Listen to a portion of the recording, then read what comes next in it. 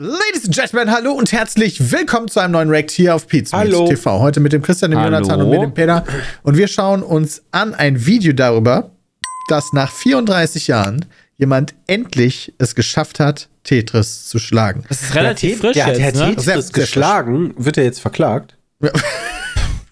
Nein, er wird verehrt, denn in den 34 Jahren haben das viele Leute probiert und nur er hat es geschafft. Ja, das wird jetzt wahrscheinlich alles genau erklärt. Ich denke weiß, auch. worum es darum geht. Ja, Ray hat es vorgeschlagen, vielen lieben Dank dafür und ich bin gespannt. Is Willis, aka Blue Scooty, setting a new world record for the longest game of NES Tetris by getting the first ever level 157. But something unexpected is about to happen. Und tschüss. He just became also, the first. Moment, genau, er realisiert ja auch direkt, was passiert ist. Ja, also bei mir vielleicht so, war das okay, schon eine Vermutung. Ne? Dass Also das bei mir passieren so, könnte. okay, Spiel ist abgestürzt. Das Spiel stürzt So ein ab einem Scheiß. gewissen Level ab. Ja, genau, aber ne, Ich glaube, ab 155 passiert das regelmäßig, dass bei KIs auch das Spiel abstürzt, die versuchen da das Ding zu steuern. er hat das schon ein, zwei Mal gespielt. Weil ansonsten wirst du ja einfach, euer Scheißspiel hat sich aufgehängt, neu starten. Ja. First person ever to trigger a game crash, reaching the true kill screen, which is by far the biggest achievement in the 34-year-old history of the pro classic Tetris scene. So why is this such a big deal? And can a record like this ever be broken? To answer both those questions, we need to go back and start with the first unbeatable barrier in the game. Okay. Jetzt geht's, NES jetzt steigen wir Tetris, ein. released for the Nintendo Entertainment System in 1989, the goal is to assemble falling blocks to clear complete lines. For every 10 lines cleared, you move up a level and the speed gets a little bit faster. The fastest speed is reached at level 29, and at this point the pieces can no longer reliably get to the sides by holding down the side-to-side buttons. For decades, this was considered the end of the game, and level 29 got dubbed the kill screen because it always killed your run. Except it wasn't a kill screen in the traditional sense. In retro games, a kill screen normally refers to when it's impossible to get any further due to a glitch in the game's code. For example, in Pac-Man, the kill screen is reached at level 256, where a glitch garbles the entire right side of the screen and you aren't able to eat enough white dots to clear the level. NES Tetris Kannte ich auch noch nicht. Okay, 256 bei Pac-Man, das wird irgendwann mal eine Frage sein. Bestimmt. Ja.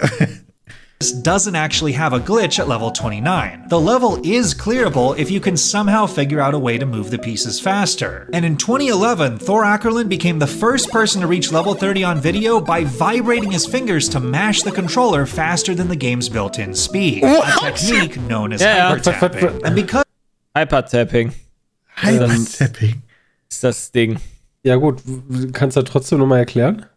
Ja, der Speed ist normalerweise so schnell bei Tetris, dass du es nicht schaffst, als normaler Mensch das haben wir halt gesagt, so aber war das Hyper-Tapping? Nicht nur gedrückt halten, sondern ganz schnell drücken. Genau. Ja, Dadurch bewegen sich die Dinger schneller, als wenn du gedrückt hältst. Gegen den möchtest du zum Beispiel nicht bei unserem 50-Fragen-Format mitspielen. Aber der weil der wird dich im ja sowieso immer nur einen zu. Der wird dich im Hyper-Tapping zerstören. Ja, weil Ich glaube so gar häufig nicht, dass drückt. dieses Schnelldrücken gar nicht so was bringt, sondern du musst nur im richtigen Moment, also ja. Nee, ist auch egal. Aber, also Vibrating, drückt er denn einzeln oder hat er so die Peter-Reibe-Technik?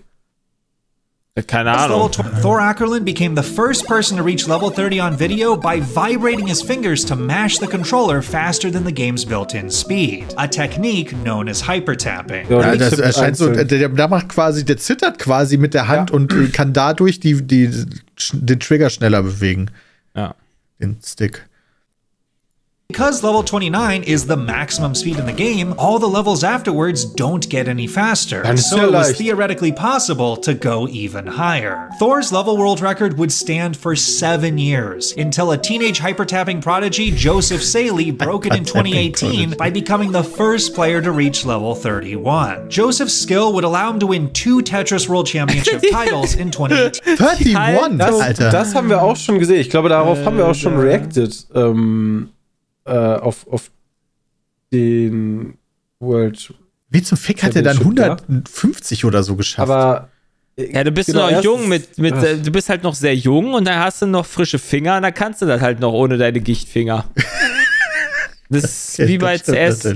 Ist ja schon sehr weit weg dafür, dass das 2018 passiert ist. Bis jetzt ist er nicht so weit. Der hat das Pad aber auch anders gehalten, ne? Also, das ist nicht die klassische, ich habe mein Pad so in der Hand.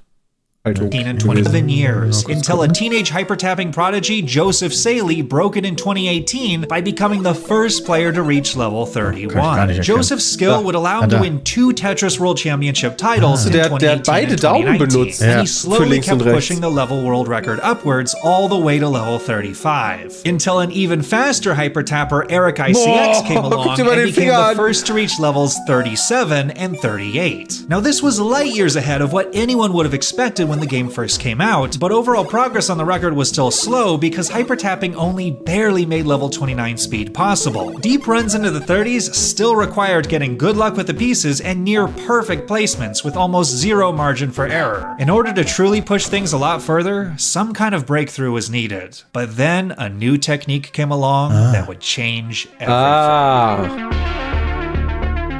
In 2020, a Tetris player named Cheese watched a video on various button mashing strategies and had the epiphany to combine a multi-finger technique by Hector Fly done on arcade cabinets and another technique that used a finger on the bottom of the controller to push it into another finger on the top. He called this new technique rolling, and it allowed him to easily reach button mashing speeds over twice as fast as the quickest hypertapper. Junge, was zur Hölle? So geil, Alter.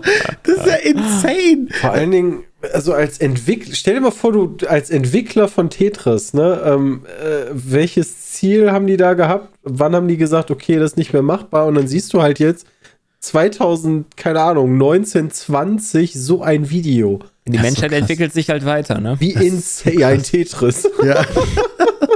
Von unten Rassismus dagegen sind wir eher rückständig, aber in Tetris, Leute, da geht's voran. He became the first player to ever reach level 40, and although a hyper-tapper named Alex Thatch would end up taking the record back, he would be the last tapper ever to do so. Over the next few months, there was a flurry of new records as most of the top players in the scene switched over to the new rolling technique, culminating in Eric ICX, now a roller, shattering the record in 2021 by making it all the way to level 95. Das sah voll entspannt aus, wie der das gemacht hat. With the fastest speed in the game now fully mastered, ja, it aber seemed like the sky was...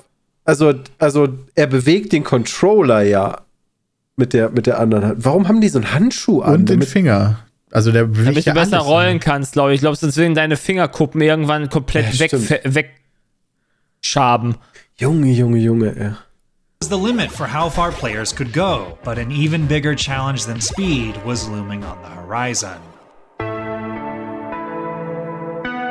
NES Tetris was originally designed with 10 normal-looking color palettes for levels 0 to 9 that were bright, colorful, and easily visible. Every time you go up 10 levels, the game then loops back around to the first color scheme. But because this game was coded in the 1980s, everything is written to try and be extremely memory efficient. So the line of code that's supposed to determine the level color glitches out starting at level 138 and starts pulling data from outside the color table, resulting in a bunch of random, bizarre color palettes that can be difficult to see. If you're into code and wondering exactly how and why this happens, Hydrant Dude has a great 2-minute explainer video on the subject that I'll link in the description. Obviously, the colors glitch wasn't a problem when the game first came out because making it to level 138 would have been a pipe dream. But now, players were actually on the verge of getting there. Technically, the first player to reach the glitch colors was Fractal161, but he opted to go for it on the much lesser played PAL version of the game, which runs 20% slower than the much more common NTSC version that is used in the World Championships and most of the main leaderboards, including this one. Eric ICX became the first person to achieve glitched colors on the NTSC version, impressively managing to get it in an actual tournament match and making it all the way to level 146 before a particularly dim level cost him to top out. He ended up winning the 2022 World Championships a few months later. But now the combination of challenges with visibility and sheer endurance were starting to seriously slow down progress again, as Eric's world record game had lasted nearly 40 minutes. It took over a year before anyone was able to get past the dim level that had taken out Eric, and when a player named Pixel Andy finally managed to beat it, he got taken out by an even more difficult level featuring bosses that were nearly pitch black. Wait, the colors! I can't see it! No! I couldn't see it. I couldn't see it on my screen.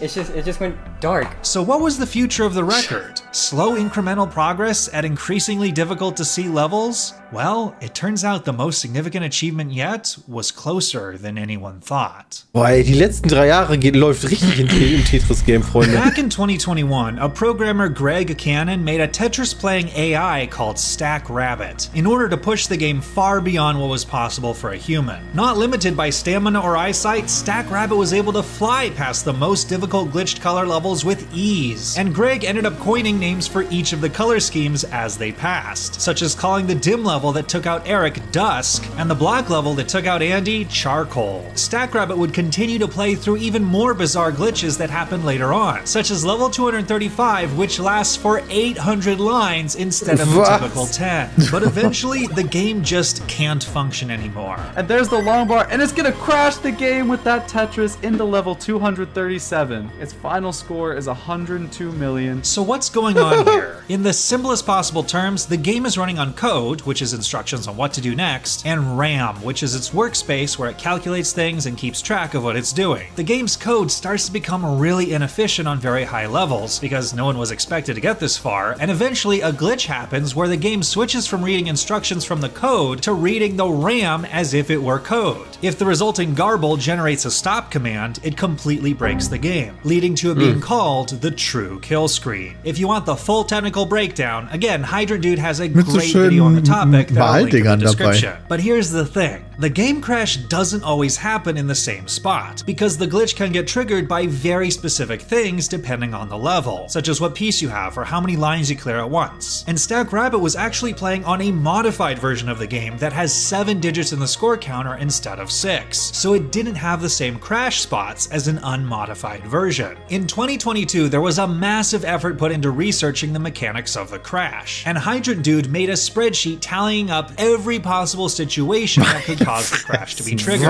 Yeah, I know, the same guy again. This guy's the MVP of documenting all this stuff. And it turns out that the earliest possible trigger for the crash on the unmodified original version of the game was a single at the das zeigt immer wieder, ich kenne das noch aus solchen Space Games, die ein Handelssystem haben, wo Leute hingegangen sind und Excel-Tabellen gemacht haben, für jedes einzelne Waren-Item, wie die Preise sind, sich entwickeln und so. Es gibt für jeden Kram jemanden, der eine Excel-Tabelle macht. Ja. Das ist auch wichtig. Aber das finde ich halt voll geil. Finde ich auch richtig geil. Liebe auch immer Statistiken und Auswertungen von uns. Also von unseren Videos so. Transition into level 155. That actually wasn't too far off from the world record. A human might actually be able to do that, provided they could get through Dusk and Charcoal. In 2023, after Fractal won the World Championships and firmly established himself as the best current player in the scene, he decided to start live streaming daily attempts to get the crash. But on the very first night of his grind, a player named Blue Scooty shocked the scene by being the first player to ever beat Charcoal and make it all the way to level 153. Not only did this set a new level world record and score world record to boot, it was only 18 lines away from the first crash. Scooty was a newer player in the scene who'd recently been on a meteoric rise, achieving a surprise semifinals finish in the 2023 World Championships. And after getting the record, he decided to challenge Fractal and start grinding for the game crash himself, and later said in an interview, "You know, I just thought if I was so close, I might as well race him for it and try and beat him to the crash." But Fractal looked like he could be getting it at any moment. Less than 24 hours later, on day 2 of the grind, he had a game early on that went all the way to the level right before the glitched colors. Der noch reden kann währenddessen. Finde ich auch krass. Later on in the night, he succeeded in getting to the glitched colors, but then disaster struck when he hit Dusk. Oh my god. No, I got completely blindsided. Despite not getting the game crash, this game would actually end up taking back the score world record from Blue Scooty. On day 3, Fractal started up again, ready for another evening of attempts. But just 20 minutes into the stream, the chat alerted him that Blue Scooty was currently on a big run. Wait, what is Scooty at right now?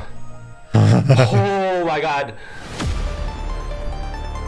Oh my God. Blue Scooty was on a roll, having reached the glitch colors and easily coasted through dusk with a low board. Next up was Charcoal. He had a little bit of trouble at the beginning, but managed to clutch a line piece to the left to get the stack down to complete the level. Now it was just a matter of carrying the game to the finish line. He slowly kept downing levels, passing his old record and making it to 154. This was it. He just needed a single on the final line clear to get it. But then 4 lines in, he misdropped. Now in dig mode, he started optimizing his stack for survival instead of singles. He managed to open his board just in time to fill the long bar dependency, but oh no! I missed it. He accidentally passed the crash trigger by clearing a triple instead of a single. Scooty marched onward, unsure of when he'd get another chance. Oh my god, just please crash. The next available target was on level 157, where every 1-line clear would have a 73% chance of triggering the crash. But as Scooty entered the level, he suddenly started to misdrop again. Nothing was clearing any lines. His chances were slipping away. But in a last-ditch effort with a J piece to the left, it happened. Oh my god! Immediately, reactions poured in from the rest of the community. He did it! He did it! Wait! He got it! Oh my god! Let's go! The truly crazy thing about this achievement is that NES Tetris had always been considered an unbeatable game. No matter how good you played, eventually your board would reach the top of the screen and the game would be over. This was the first time ever where instead of the game beating the player had beaten the game. And this really feels like a turning point for the scene as a whole. At the time Cheese invented the new rolling play style, he expressed concern that it was too OP and would eventually destroy the scene.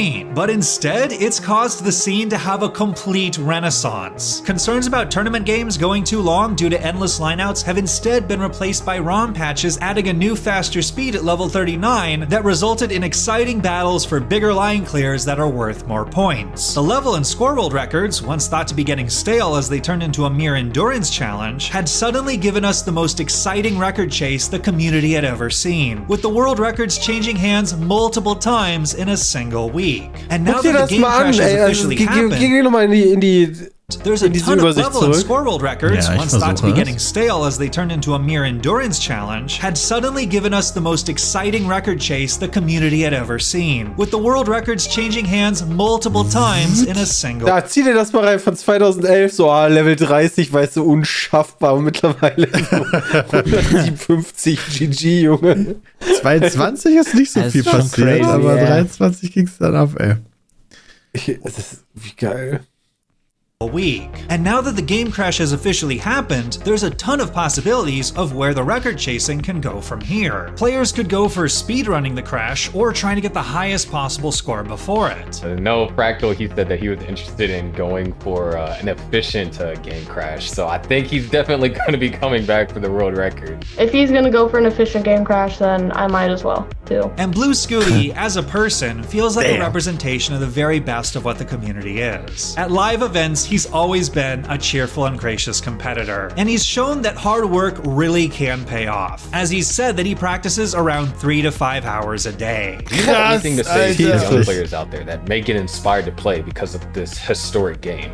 If you set your mind to something and you put work into it, most likely you will get it, if you try hard enough. His first place finish at the Kansas City Regional Championship this past month was his first live tournament victory. And if you'd like to see him play live again, his next appearance will be at the Heart of Texas Regional Championship in just a few weeks. But one final question remains. After the also mit den Skills, die der hat, sollte der irgendwie wenigstens ein Videospiel spielen, was halt ihm auch wenigstens seinen Lebensunterhalt reinholen kann und nicht Tetris. Ja, aber das ist halt das, was dem Spaß macht. Ich weiß, natürlich, aber der ist halt so unfassbar skilled, dass ich... In Tetris. Ja, da wird der, wenn der schafft, der hat ja selber gesagt, wenn er irgendwie sein Ziel gesetzt hat und sich da seine 3 bis 5 Stunden da dran setzt, dann schafft er das oder sowas. Mit diesem Mindset oder sowas wird er wahrscheinlich auch der neue Faker. Ja, also ich weiß gar nicht, wie viele andere professionelle League of Legends Spieler nicht auch 5 Stunden pro Tag spielen. Ja, aber der ist halt überaus talentiert. Also sehr, sehr talentiert. Wie gesagt, du schlägst halt. Denke ich auch, aber ich glaube, das kommt aufs Spiel an. Ja, ist schwierig, Spiel zu wechseln. Sieht man nicht so häufig, dass das passiert, dass ein Profi von einem Spiel zum anderen gönnen, weil das ist halt schon crazy. Ja, der sowohl in Quake als auch Unreal Tournament. Ja, okay. Ja, sehr ähnlich. Is there any major milestone left to achieve in the game? As it turns out, the answer is yes. What if, instead of intentionally trying to get the crash as quickly as possible, you instead try to avoid it? Just how far could you possibly get?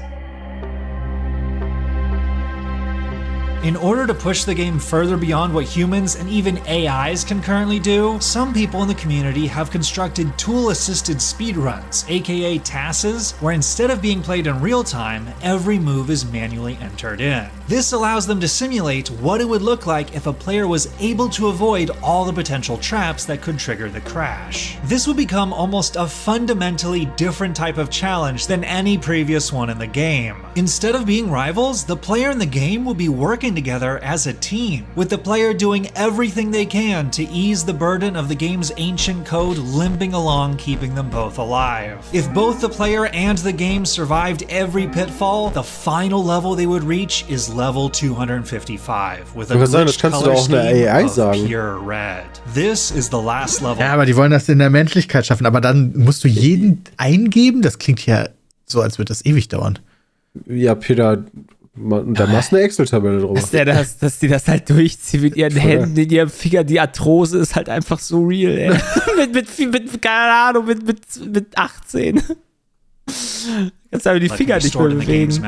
And things are so unstable that 5 of the 7 pieces in the game could trigger the crash when falling normally. So the player basically has to push down on every piece to survive. So what happens when the level clears? It loops right back around to level 0. The game officially resets back to the beginning. If the original kill screen was the game's way of beating the player, and the true kill screen was the player's way of beating the game, beating level 255 is the rebirth screen, with both the player and the game emerging triumphant together. If it can be done someday, it will be the ultimate final achievement of the original game.